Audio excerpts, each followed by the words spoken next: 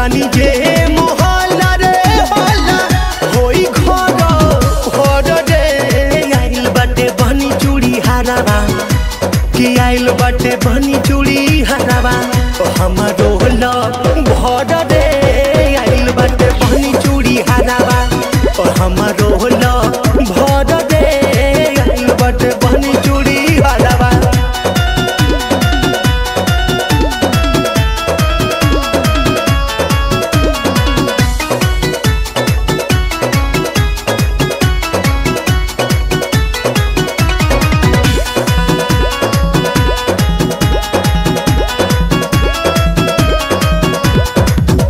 अंगना में बैठल बारे सास ससुर रे कके खेती हारी आवत होई है भसुर रे आई हो दादा अब का होई ए सखी।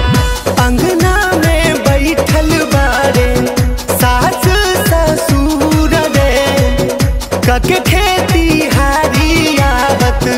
होई है भसुर रे जानी जे ननदिया हमरो जानी जे